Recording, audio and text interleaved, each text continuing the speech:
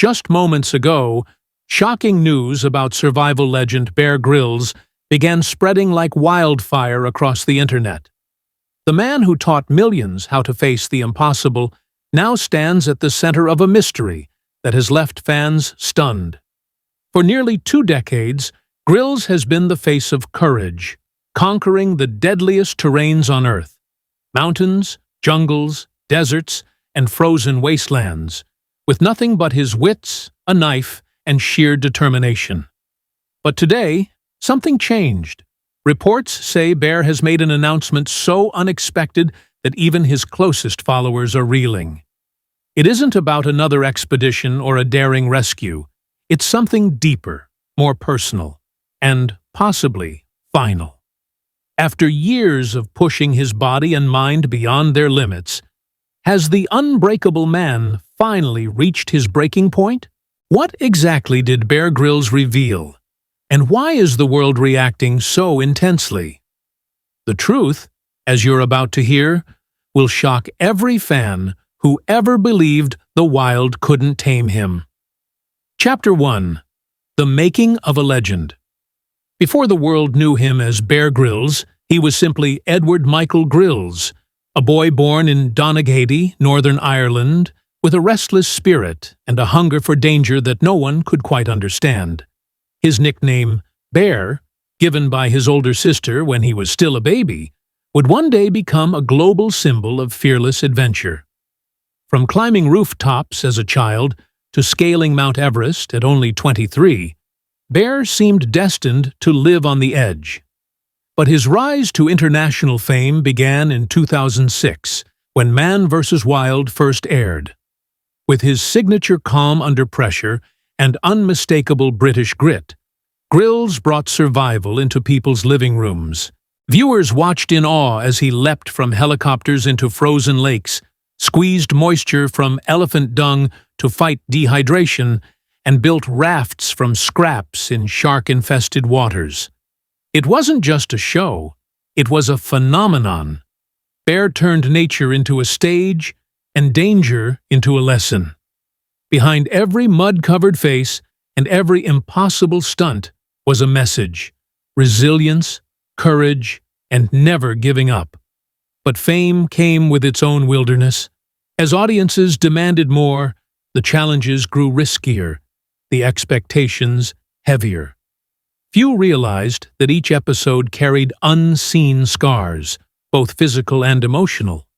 The man the world believed could survive anything was quietly battling his own storms off camera. And soon, those hidden battles would become impossible to ignore. Chapter 2. The Pain Beneath the Legend.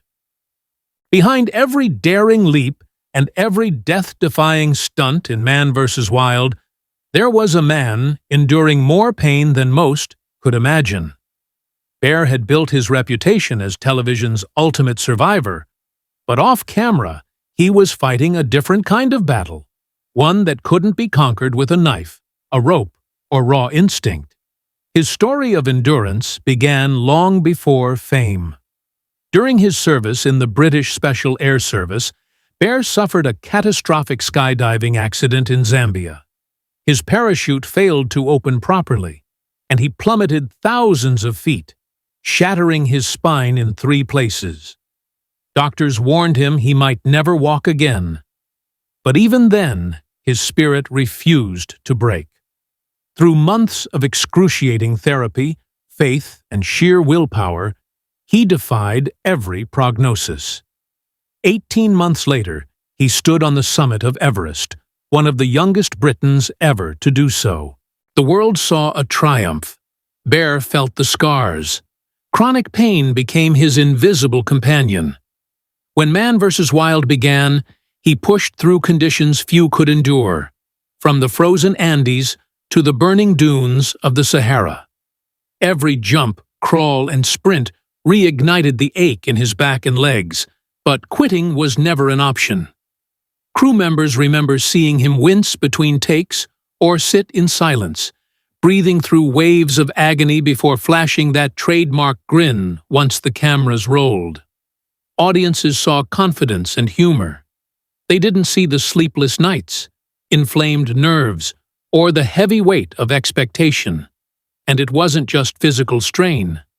The mental pressure of being the indestructible man became its own wilderness. Producers wanted bigger stunts, harsher climates, closer brushes with death. Bear, driven by loyalty and passion, always agreed. But the pressure to live up to his own legend began to chip away at him. He once confessed, "People think I'm fearless, but the truth is, I've just learned to walk with fear." Years of punishing schedules blurred the line between performance and survival. The wilderness that once gave him freedom began to feel like a cage. Fans saw a man thriving in chaos. Only those closest to him saw the cost. Chapter 3. The Collapse. To the world, Bear Grylls seemed untouchable, a man who could stare death in the face and still smile. But his decision to step back didn't come overnight. It began with an expedition that nearly cost him everything. Earlier this year, Bear and his crew set out to film a high-altitude survival special in the heart of the Himalayas, a mission designed to test human endurance in oxygen-starved conditions. But what started as another daring adventure quickly turned into a nightmare. At more than 18,000 feet, Bear suddenly collapsed. At first, the crew assumed exhaustion, until they realized he was gasping for air, his pulse erratic, his vision fading. He was suffering from severe altitude sickness, a condition that can cause brain or lung swelling if untreated.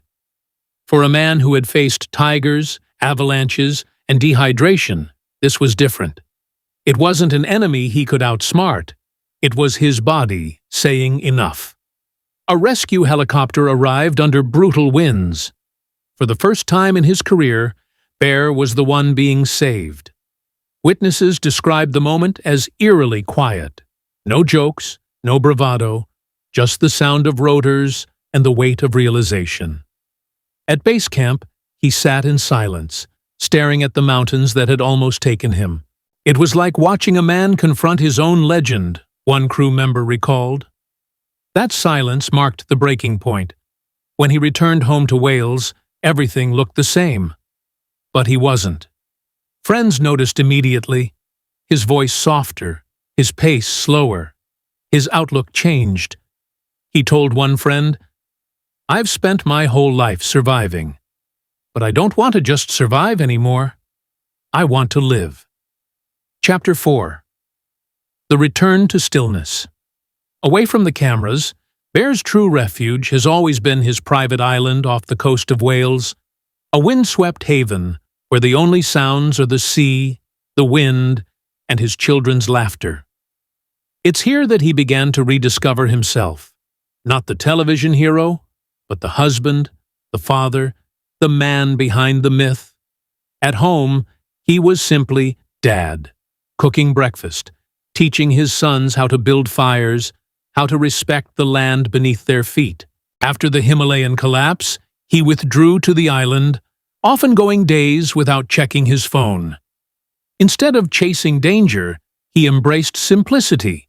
Morning swims in icy waters, quiet evenings by the fire, long talks with his wife, Shara, who had always urged him to slow down.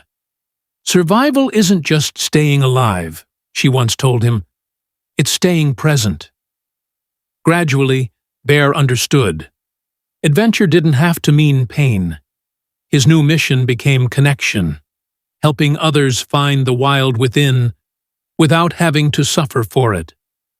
He began writing again, journaling thoughts about faith, fear, and gratitude. He revisited old letters from his SAS days, reflecting on how much of his life had been shaped by the need to prove strength instead of embrace peace. He expanded his youth foundation, teaching leadership and mental resilience alongside survival skills. "The wilderness doesn't just test you," he told one group. "It teaches you who you are." For the first time in decades, Bear wasn't fighting against nature. He was living with it. Gone were the cameras and the sponsors. In their place stood a man finally aligned with his own message, that true strength lies not in domination, but in surrender. Chapter 5. The World Reacts. When Bear's statement went public, the reaction was unprecedented.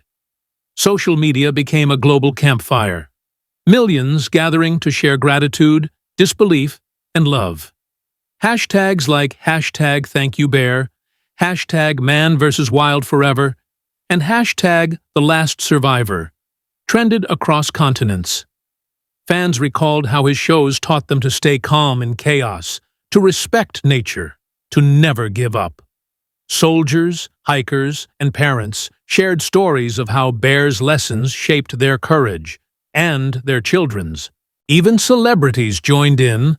Dwayne "The Rock" Johnson called him the embodiment of courage and humility, while National Geographic honored him as the man who redefined adventure television. But this wasn't just admiration, it was mourning. For many, it felt like losing an old friend. When Bear climbed mountains, we climbed with him, one fan wrote. When he fell, we learned to rise.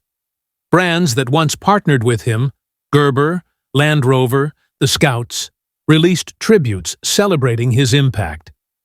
The Scouts even launched a global grills challenge, urging young members to spend a weekend outdoors in his honor. What made this moment so powerful wasn't his retirement. It was his final lesson. After years of teaching people how to survive the wild, Bear was teaching them how to survive life. That even heroes need rest. Within a day, compilation videos of his greatest moments flooded YouTube and TikTok. Bear dangling from cliffs, laughing through storms, standing alone in endless deserts. But this time, people weren't watching for thrill. They were saying goodbye. Chapter 6. Beyond Survival. As the world asked what comes next, insiders revealed a new chapter already taking shape. Stepping away from the wilderness didn't mean surrender, it meant evolution. Bear is reportedly developing a global initiative called Beyond Survival, aimed at teaching young people not just how to survive the wilderness, but how to survive life, through courage, teamwork, and emotional resilience. He's also said to be writing a memoir titled Beyond the Edge, finally revealing the hidden battles behind his adventures, the injuries, the fears, the nights he almost gave up. Publishers predict it could become one of the decade's defining autobiographies. And while his television future remains uncertain, conversations are underway for a new kind of series, not about conquering nature, but about connecting with it. Instead of asking, what can man do to nature, Bear wants to explore what nature can do for man. As he told a friend, "I've spent years running toward the wild. Now, I think it's time to walk with it." Chapter 7. The Legacy of a Survivor. Whether this marks the end of Bear Grylls' on-screen adventures or simply his transformation, one truth is clear. He changed how the world sees survival. Before Bear, survival shows were niche, technical, and grim.